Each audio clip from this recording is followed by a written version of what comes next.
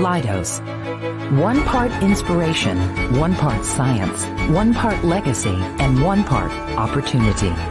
We live in a complex, uncertain world, a world that demands breakthroughs today, like safe and reliable transportation, a robust infrastructure, better health solutions, a safer cyberspace, and an efficient military. Leidos, ready to support your next breakthrough.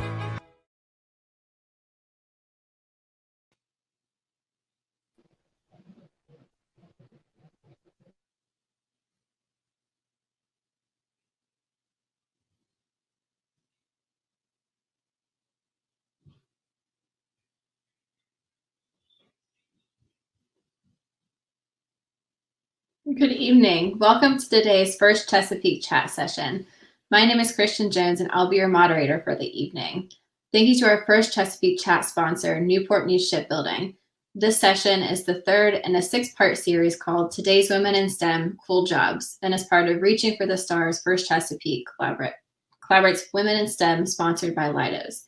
Thanks to both Newport Shipbuilding and Leidos for making this chat possible. Some quick housekeeping. We will let the speakers present and then open up for discussion questions later on if there's time. Feel free to put the questions in the comments throughout the chat, and we'll get to them all if we can. Today's chat features women currently working for Newport Shipbuilding. At this time, I'd like to introduce our speakers. We have Emily Cottle as an IT software engineer, and Kimberly Jordan Dillard as a general foreman. How are y'all doing this evening? Marvelous. And yourself? Doing well. Could y'all please tell us a little bit about yourself and what your job entails, kind of what you do on a day-to-day basis? Sure. I'll go first, I guess. So as a software engineer, I am a programmer, basically. I write code, and I have done this for about 10 years or so. And when I first started, it was kind of very business-based, but I'm working in a super cool area of the shipyard right now, where we get to deal with mobile applications and augmented reality and virtual reality. So that's what I'm doing on a day-to-day basis, is I'm working with virtual reality right now. So cool. Again, my name is Kimberly Jordan Dillard. I'm currently a general foreman at the shipyard. I've been there for 15 years.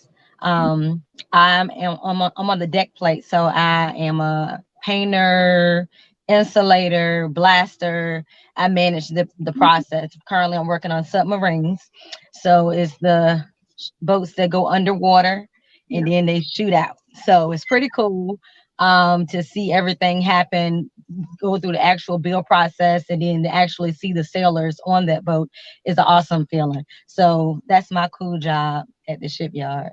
I love it. Y'all have such interesting jobs. I picked the wrong field, that's for sure. Cool. So we have a few questions, if you don't mind. The first one is, what advice would you give your younger self? I'll start us off. The advice I would give my younger self would be, don't rush. Sometimes we want something so fast, we don't understand that is a lesson to learn through each process. So even though we want to rush it and try to get to whatever level or milestone we want to get to, it's always good to learn the lesson through the steps. And that way you'll, number one, appreciate where you're going, and number two, you'll get the lesson learned. I love that. So I would say it's okay to make mistakes as long as you keep going. I think as a child, I was very obsessed with being perfect, and that ended up really negatively for me. And in software, we even have this saying, fail fast or fail often.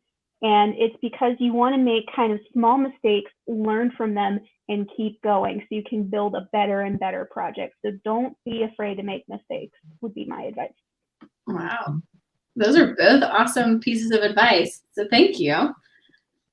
So the next one we have is, how have you experienced unconscious or conscious bias in your career, and what could you do to overcome your own biases? I feel like unconscious bias, we all have them, even though we admit to them or don't admit to them, but we have them. the way I overcome it is I make sure I'm creating first of all, an engaged team and a well diverse. So just because we don't look alike or just because we don't have the same music type, that doesn't mean we don't have great ideas. That's one thing I like about shipbuilding. We all come from different walks of life, and we all come to one place to build that boat or that submarine or that virtual reality.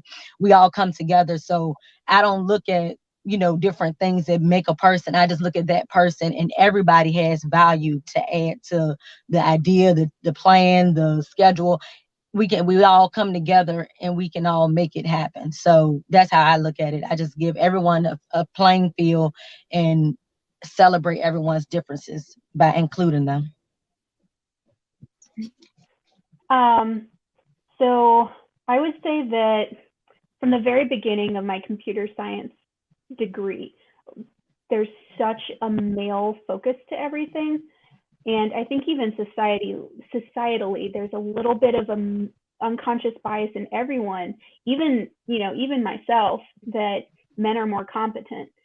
And I fought through that in terms of college, in terms of myself, like, no, I am just as qualified to be here. I am just as educated, if not more educated than most of the people in the room here. So I belong here. I deserve to be here. It is important, however, for me to recognize my unconscious bias towards that same thing or to, whatever else may be. And the way to do that is just to really foster being mindful. So you want to be aware of yourself and aware of the situation. When you have a gut instinct towards someone, a gut feeling, ask yourself why. Is there an actual reason that you don't like that person or you don't want to work with that person? Or is it because they're just simply not as qualified as the next person to be might be? Both great pieces of advice. I love it. Can you share some events in your careers that have helped validate your decision to be in the field you're in currently? So I will go with just, if you've ever, worked really hard at making cookies or dinner for your family, and you work really hard gathering all the ingredients and making sure you're following all the steps correctly, and they take a bite and they're like, this is amazing. It's that same kind of feeling for me when someone is working on an application, looking at one of the applications that I worked on, and they're like, oh, wow, this is so cool, or this is so useful. Those are the moments that I really look forward to and what really validate for me that I made the right choice in a career. I'm a second generation shipbuilder. I didn't know shipbuilding was that deep in my blood until I came in the shipyard. But anyway, my dad, he worked at the shipyard for 38 years.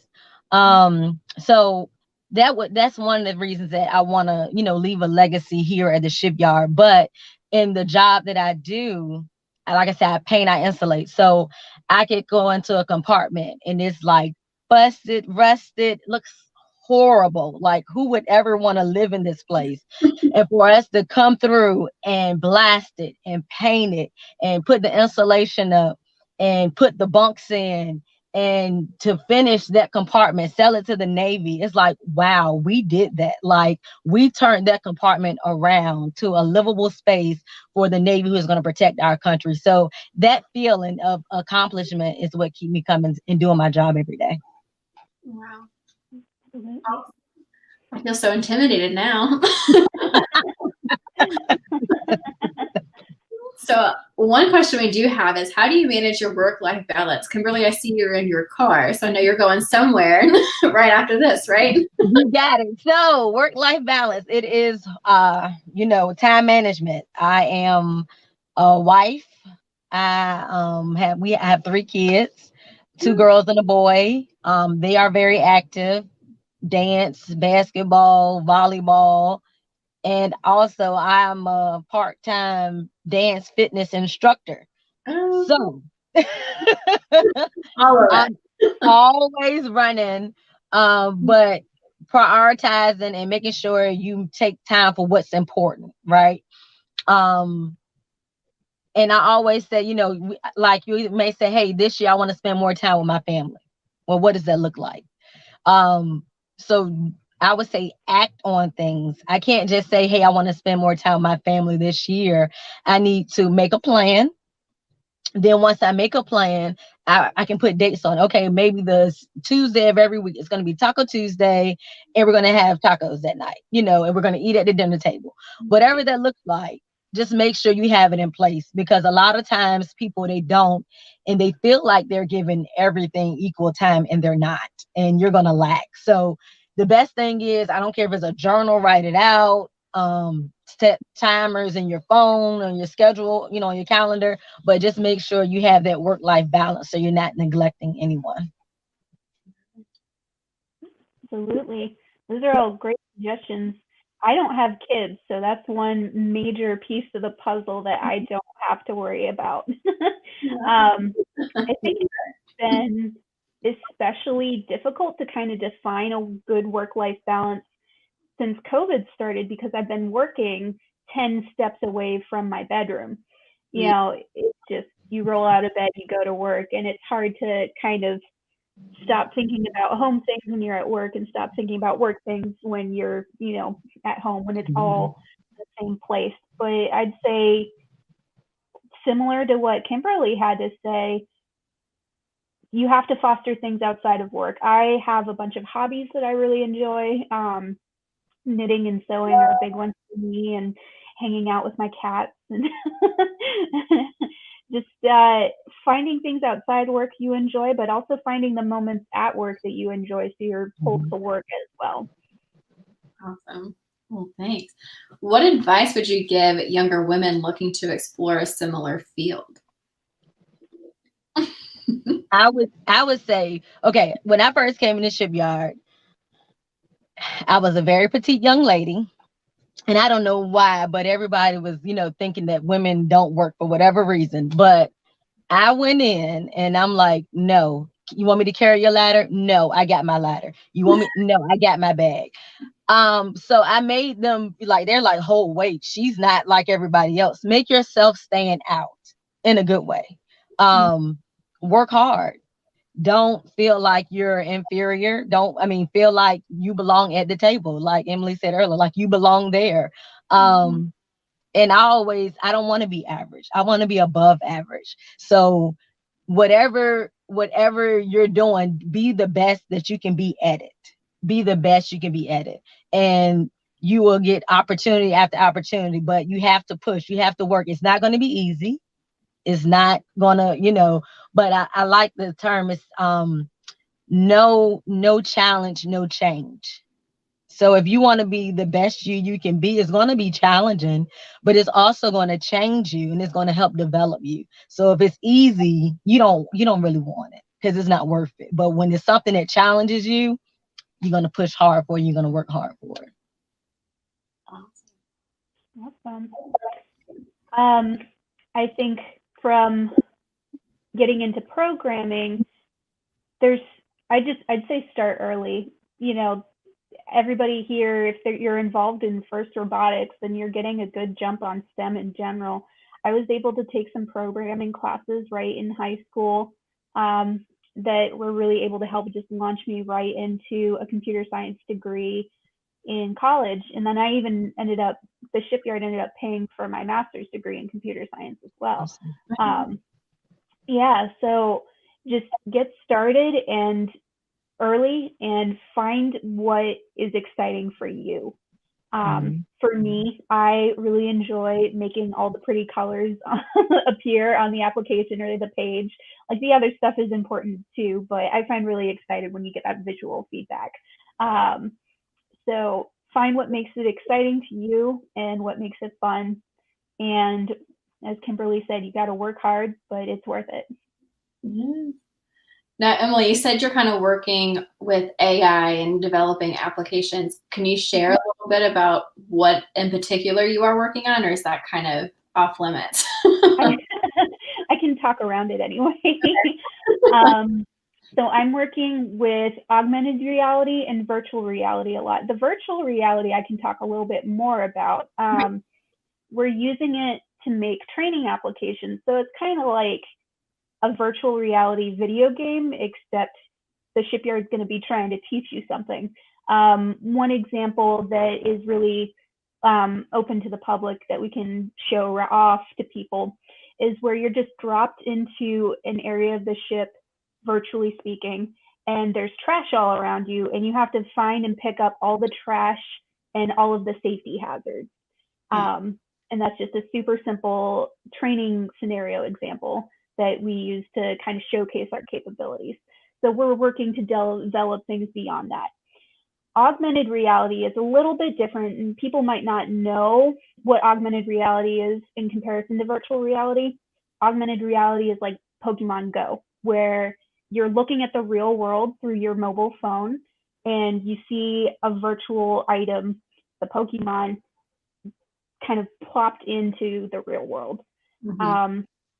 So an example that I might have for that would be, imagine if you're building a house and you have the studs up and you can kind of see the frame of what the building's going to look like. And then on top of that, you can augment what the finished product of the house might look like. So I'm working on something kind of like that in augmented reality. And they're both really fun, really exciting. I get to work with a lot of different people from all different trades and everything, which is really fun. Yeah, fun and exciting. That's awesome. And I just want to remind our audience too, if you have any questions that you would like to ask these lovely ladies, go ahead and drop it in the comment section and we'll get to those as well. So going on to the next one. Is there a specific person or a specific event that inspired you to go into your field? I know Kimberly, you kind of mentioned your dad. Yeah, it's far-fetched, but everything's fine. I went to Western Branch High School. We're talking about Chesapeake. Anyway, I went to Western Branch High School. And I remember, painting up some jeans, making them look cute, painting up a shirt to make it match. So anyway, I went to the shipyard. They said, well, what trade? I'm like, paint. So, I chose paint, totally different paint. Love it. Totally different paint. But I love it. I mean, I wouldn't have picked another trade, but it's just so funny. All for painting a pair of jeans, right? Yes. That was too funny. Couldn't resist that one. It was perfect. And how about you? Is there any specific event or a specific person that kind of inspired you to go into the information technology world? So my dad as well, actually, he is a network architect, which means he works on like Wi-Fi networks and things like that. So it's not quite the same field, but it is also IT. And he set me up and I wrote a little program in BASIC, which is an old language, asking, I was 8 years old, and it just asked how many eggs you have over and over again. And then you had to shut your computer off in order to stop it. It was not a very good program, but that was my first program. And so just kind of continued playing and dabbling from there and enjoying most of it along the way. That's so funny. So you literally had to shut your computer off to just restart everything. Yes. That's awesome. What kind of professional development opportunities have you found most useful? Like, is there anything that kind of stands out to you? I feel like the shipyard offers a lot. Like Emily said, she got her master's degree at the shipyard. I'm going back to school for my bachelor's now. I just got my associate's last year. They have, a plethora, like different employee resource groups. They teach you how to write resumes, how to present yourself for interviews. It's a lot. I know at the shipyard that you don't have to feel stagnant. I feel like, you know how they say in the Army, be the best that you can be. Yeah. I feel like, or here you go, from here, go anywhere, TCC. That is literally the shipyard. Like, you can start one place and end up somewhere totally different because of all the experience and the training you can get. They have night school. They have engineering programs. I mean, it is, if you want to just do something different, you can. Like, the sky's the limit at the shipyard. I'm so serious. They've got programs where you can rotate to different areas of the shipyard. They've got formal mentorship programs where you can be paired up with a pretty high up person in the shipyard and learn from them. I've taken advantage, of course, of the educational opportunities and of the mentorship program. As Kimberly said, there's a lot. I could go learn to weld from them if I wanted to. Yeah. Not high on my list of priorities, but I could. Trade to do. So, kind of tapping into that, you said mentors are something at the shipyard that they kind of capitalize on. Do you have any mentors or mentees, and do you keep in touch with them? So, sorry, Kimberly, do you want to go? No, go ahead, Emily. You're good. So yes, I am working with this formal mentorship program, and I am mentored to a high-level manager at the shipyard. He comes with a lot of experience. He comes with a lot of connections to a lot of people. I've been able to meet a lot of people and really pick his brain for handling, like I talked about work-life balance earlier. I talked with him a lot about that one. Just things like that. As far as mentees go, I do have, I call them my babies, a couple of fresh out of college people that are on my team. And I enjoy seeing just how quickly they're learning and growing. It's really amazing. Like Emily, I do have a mentor as well. They've been in the company about 25 years, and they're a director. So they do know a lot of people, and I would say they would put you outside of your comfort zone, trying to push you and mold you. So it is an awesome program, the mentor program. Do I have mentees? I was a craft instructor for 6 years. So the craft instructor is where I have a group of apprentices under me and I teach them the trade.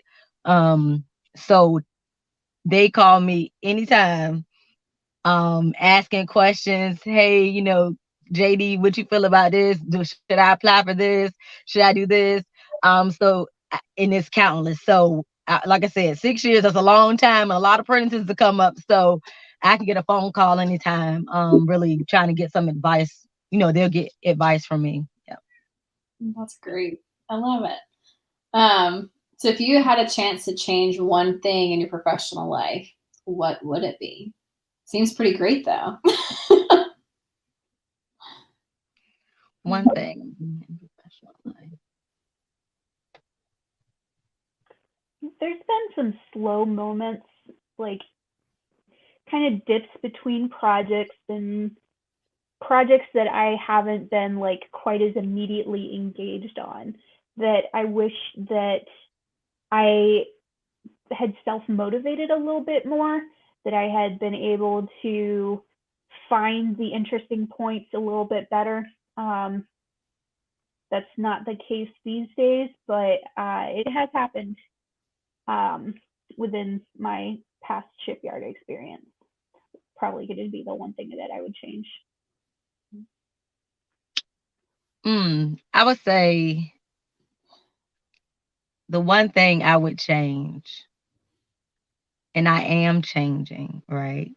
A lot of times being a female in a predominantly male field, sometimes you're not heard. I do a good job at it now. But, just making sure, I can have an idea and someone beside a male may have the same idea, but when he says it, it's like the greatest thing ever. And I'm like, I just said that.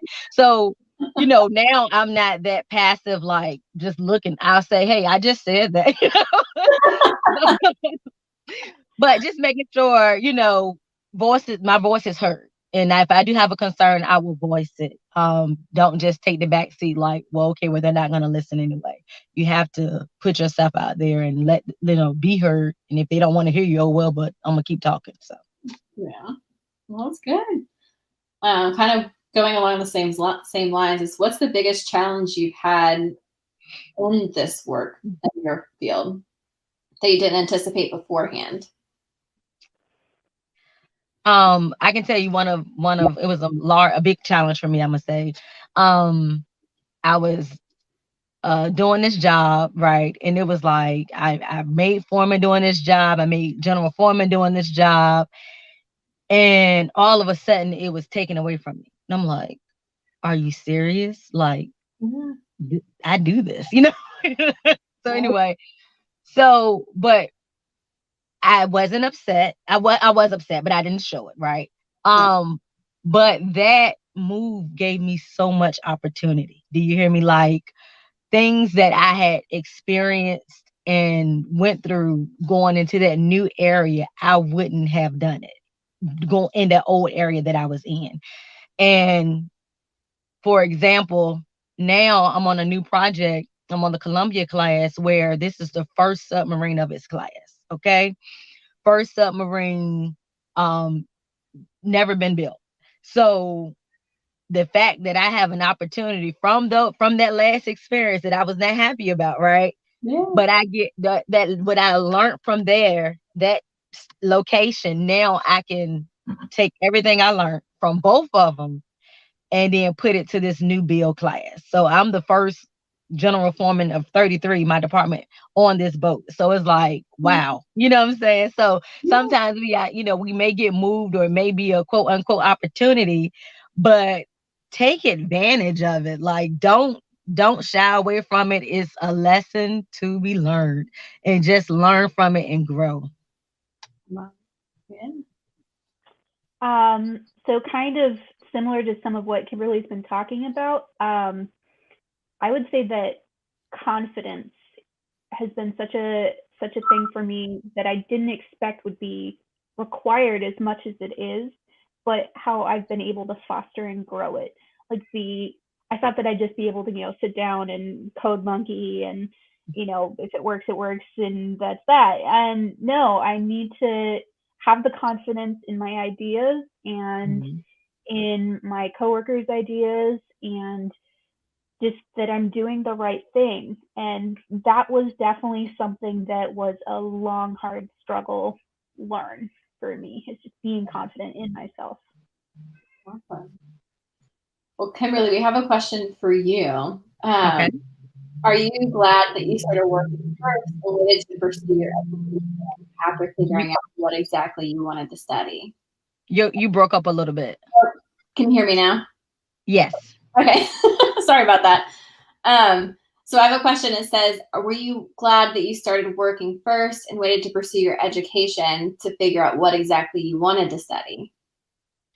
Well, I got a little story for that. Okay. In my mind, I was supposed to be a nurse. It's completely different. It's all good. But I was going to school to be a nurse. I couldn't get financial aid, and my parents said, hey, won't get it. So I said, okay. The apprentice school was, they were paying you to learn a trade. So that's what I did. I went to the apprentice school. I graduated 4 years. I graduated in 2009, and I became a foreman shortly after. And then I just been working and growing in the company. So I'm glad that I did go to the apprentice school. And I met a lot of awesome people. I've got training from the best of the best in the trades. And I don't owe anybody anything. I don't have any student loans. It paid me. They paid me to go to school. So, I'm glad that, everything happened for a reason. Right. And that I'm glad I went to the apprentice school, and then, like I said, I am pursuing my college degree. However, guess what? That's still free because the shipyard paying for it. Right. That's what you did, right, Emily? You got your master's with them? Yes, Yeah. we did. That is awesome. Well, we're kind of approaching that time. So I want to thank both of you for taking the time out of your day and spending time with us. It was so much fun talking with both of you. I know that we have another chat coming up soon after this one, so stay tuned. Thank you.